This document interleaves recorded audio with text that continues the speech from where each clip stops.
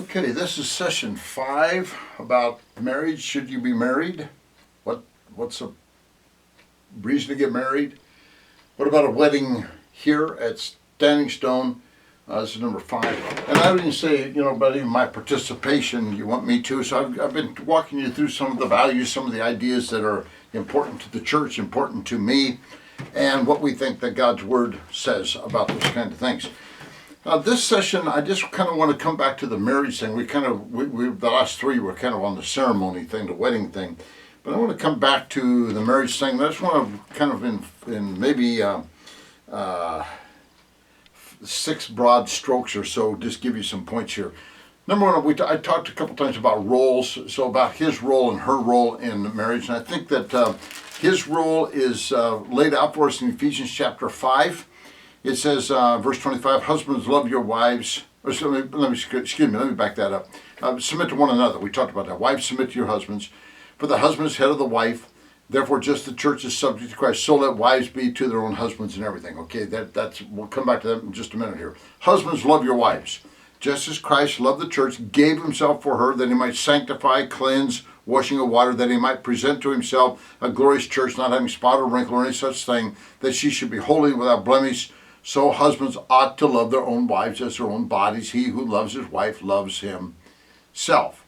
Okay, so let me just, 5 things. I'm not going to go into detail on these, but I think there's 5 points, or there's 5 principles here about a husband looking like Jesus in a marriage, following Jesus' pattern in a marriage. He should provide. He's the provider. Not most of the provider, but he's the provider. Now, if she's providing some, that's fine. That's fine, but make sure it's not contingent, the budget's not contingent upon her providing in case she got pregnant or whatever, okay? He provides. He protects. He's the protector. This is why traditionally men have gone to war. This is why traditionally men walk on the side of the sidewalk where the vehicles are coming, so he takes the hit. He's a provider, he's a protector, the provider. He is the promoter. He promotes her as a glorious bride, as a queen. He promotes her. He exalts her. He embellishes her. He's about her. He promotes her. He purifies her. He tells her no. He says no. I mean, this is what Adam failed to do when in the garden. He failed to step up and say no. So he provides, he protects, he promotes, he purifies, and he precedes, or he leads. It says, as he is the head of the body. So he is the spiritual head. He sets the pace. He is the leader. He's the spiritual leader. So spiritual leader, providing, protecting, promoting her, making her life rich and wonderful, and purifying, saying no. Because, women can hear gossip and women can get off in the weeds. A man needs to step up and say no. Okay, 5 P's. All right, so that's just a real quick take on that. For the wife, she be subject to him, and I think he tells his church what to do, what a wife should look like in Matthew chapter 28. We call this a Great Commission, but it says the 11 disciples went away. I'm in Matthew 28:16. The 11 disciples went away to Galilee, to a mountain which Jesus had appointed. When they saw him, they worshipped him, but some doubted. Okay, so she is to honor him. She is to adore him. She is to respect him. We saw that back in Ephesians chapter 5 as well. Jesus said, all authority has been given to me. Okay, headship thing again. He's the head. So she's to honor him. Number 2, go therefore make disciples. She's about children. Maybe yours, maybe not. Maybe other children. But she's about children. Number 3, baptizing them in the name of the Father, the Son, and the Holy Spirit. She's about managing the home, organizing the home. Right people, right water, right timing, right environment. She's about the home, right? Teaching them to observe all things I've commanded you. So she learns his values, she learns his will, she learns his beliefs, and she puts those into the kids. She trains those into the kids. So it's not hers. She's not passing on the heritage of her dad. She's passing on the heritage of her husband, right? And lastly, I've commanded you, lo, I'm with you even to the end of the age. So things aren't always way she wants them to be, but she has a confidence, she has a trust. She does not bail on her commitment. She keeps her commitment to him, even though he's not doing things the way she thinks he ought to be doing them. All right, so there's 5 things. She respects, She's about children. She manages, she organizes the home. She hears him, she learns from him his truths, and she teaches the children diligently these things. And she is committed to her role, she's committed to her job, regardless of whether things are going well or not. She's committed to her job. There's 5 things there that should mark her. 5 things mark him, 5 things mark her. So know your role, keep your role, obey your role. All right. I'm going to shift gears here. I'm going to talk about, again, marriage. The fact that, in this culture, so many and so often it is that people think that they can just live together and it's fine. Well, no, it's not. It's not fine. God is not happy with that at all. I'm in 1 Corinthians chapter 5. He says, it is reported commonly that there's sexual immorality among you, and such sexual immorality as is even not even named among Gentiles, that a man has his own wife. Well, no, there's incest kind of stuff there. And you are puffed up and rather not mourned. So just because the world says, well, it's no big deal, just because maybe your parents say it's no big deal, just because your friends say it's no big deal, with God it's a big deal, right? Don't be puffed up. Don't think this is okay. So again, you be pure and stay pure. And then he said, I wrote to you in my epistle not to keep company with sexually immoral people. So again, who you run with, who you hang with. If they're immoral people, get away from them. They're going to corrupt you. Pretty soon you're going to start being and acting and talking like they, and that's not going to be healthy for you. Let me shift over to chapter 6. He says, verse 15, do you not know that your bodies are members of Christ? So he said, be careful what you do with your body. And at the end of that chapter, he says, verse 20, 1 Corinthians 6:20, you are bought with a price, therefore glorify God in your body.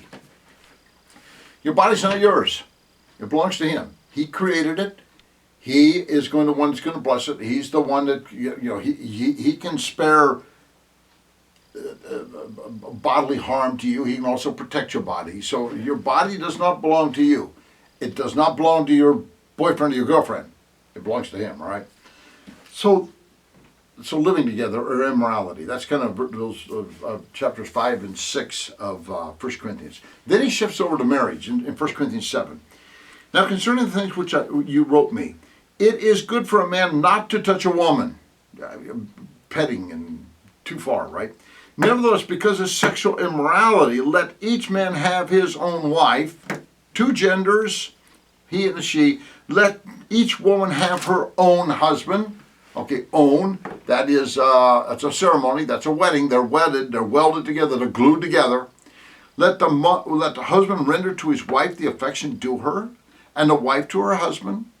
All right, you love them, you fulfill your role, you do what you do, you protect them, you promote them, and all those things. Verse 4, the wife does not have authority over her body, but the husband does, and the husband does not have authority over his body, but the wife does. Do not use sex as a weapon.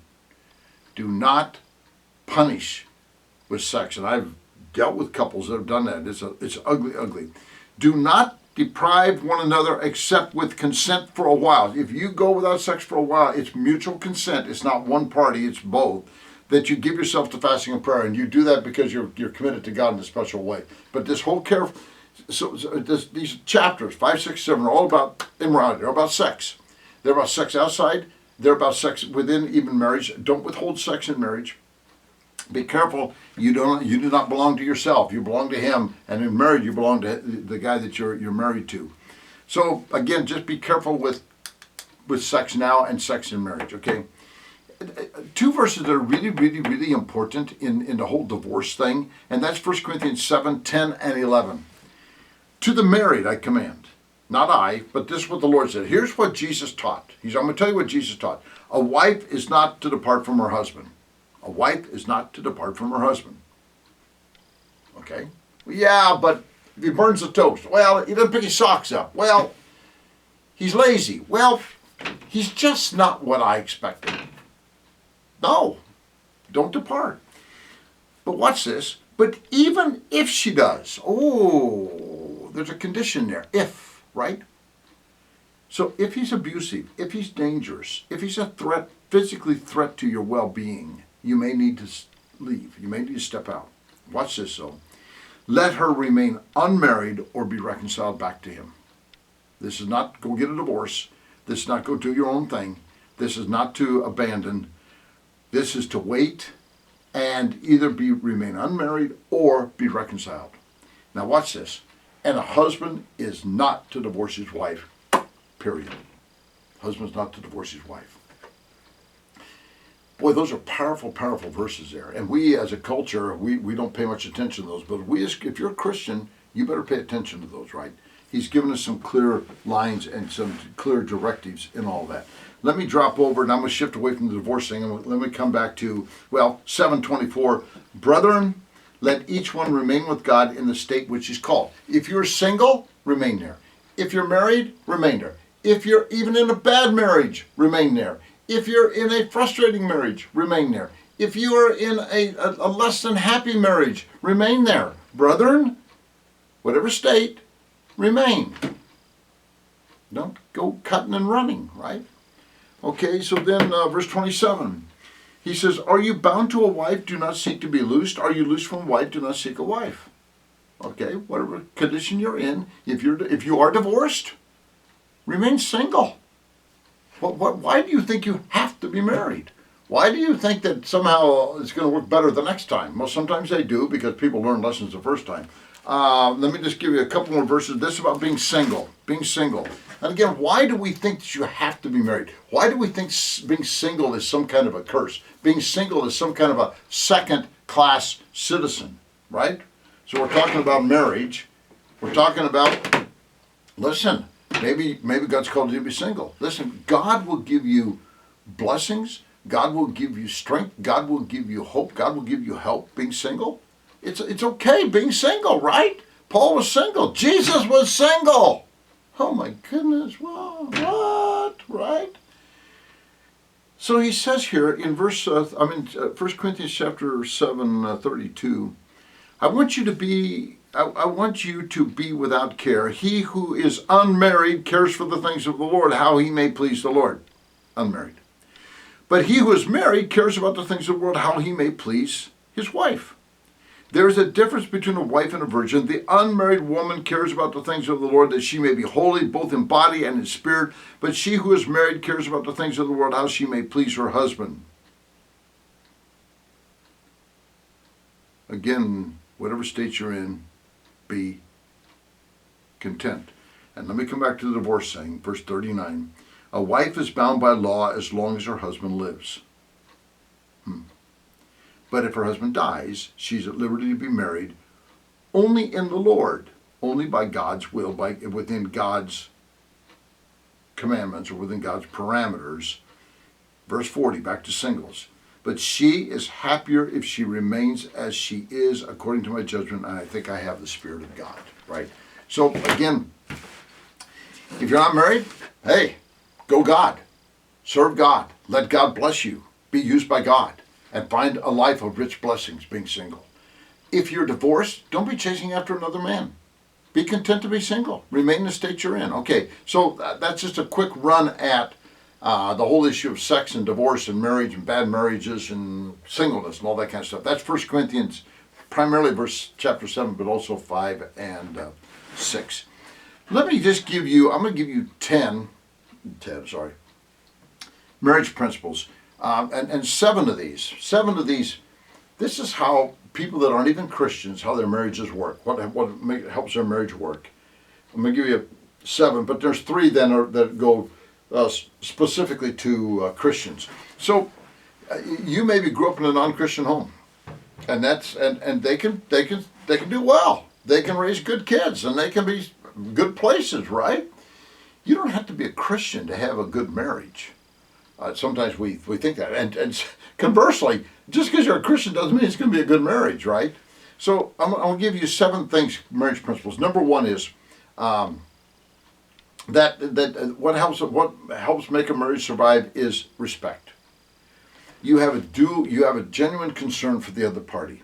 You're concerned for them. You don't talk them down.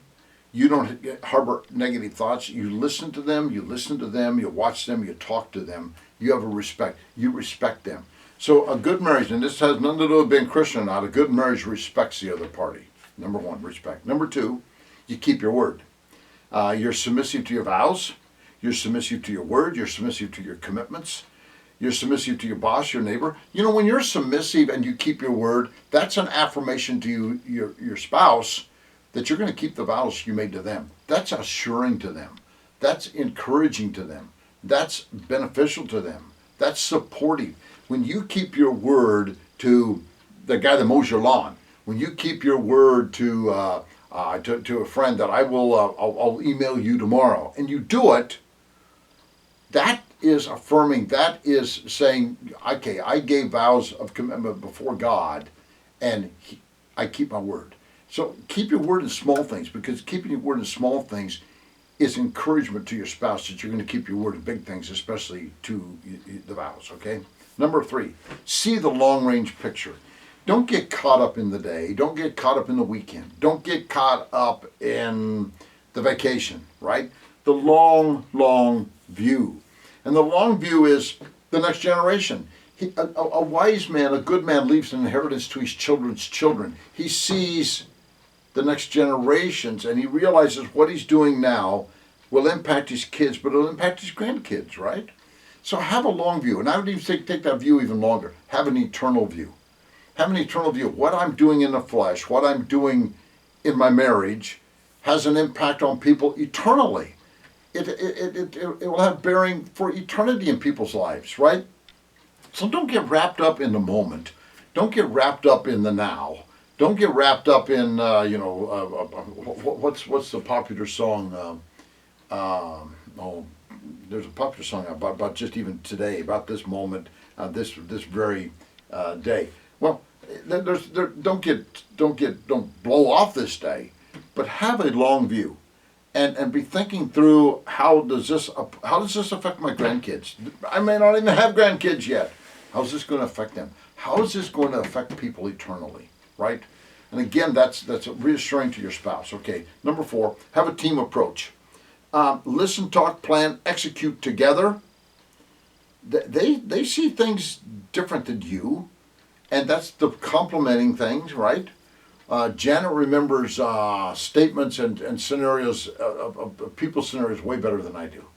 I remember dates and facts better than she. So I remember black and white. She remembers color. Is black and white important? Yeah. Is color important? Yeah. Right. So again, you a team approach. You listen, you talk, you plan, you execute together. That's number 4. Number 5, celebrate differences. Celebrate differences, right? Know that their position comes from an equal position, right? They're not inferior because they're different, right? Girls are about mercy. Girls are about fellowship. Girls are about feelings. Okay, right? Boys are more about being alone and facts and stuff like that. So celebrate differences and celebrate together. Number 6, look to good advisors or good examples or good patterns together. Find a couple, find a home that is a pattern that you can draw off of both sides of that equation, the he and the she, how they're handling kids, how they're handling life, and have good friends, in a sense, have good friends. And then lastly, honor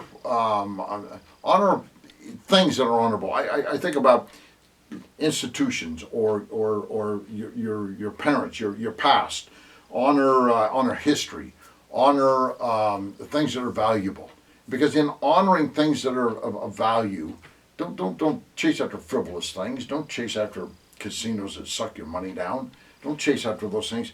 But when you honor things that are honorable, you're affirming your marriage. You're affirming your vows. You're affirming your commitment, right?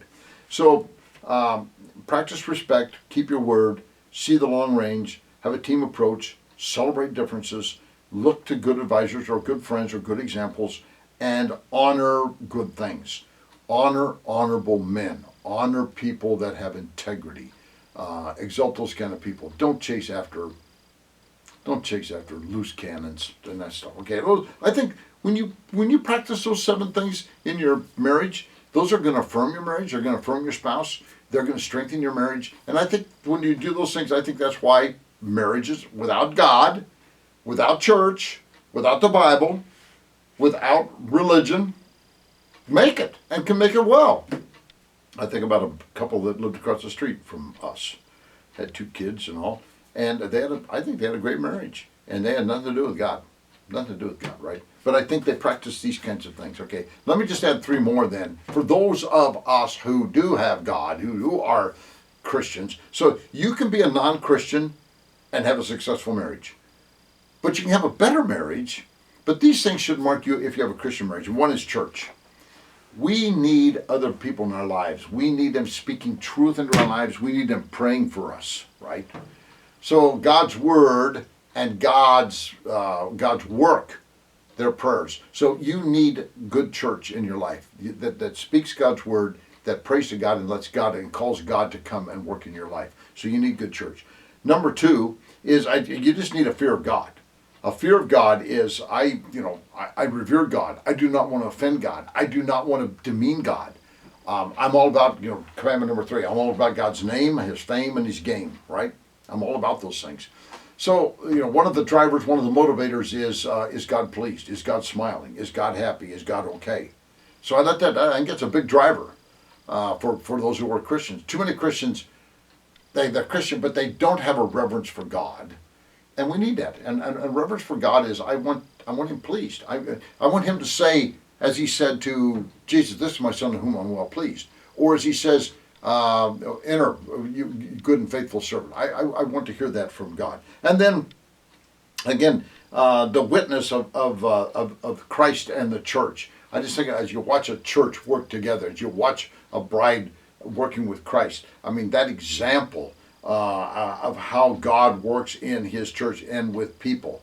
Again, just watching God at work in His church is powerfully, powerfully important as a witness and as an affirmation to us. So I think there's 3 things. I think other Christians in your life. I think God, a fear of God, a reverence for God, and I think that just even the work and the ways of God working in His church is powerfully important as well. All right, so I gave you just the five things for a male, the 5 things for a husband, 5 things for a wife, the sex things in 1 Corinthians, and then these 10 things here. May these be helpful as you think through, should you get married, and what kind of a marriage you're looking for in all this, and what are some values that you should be looking for.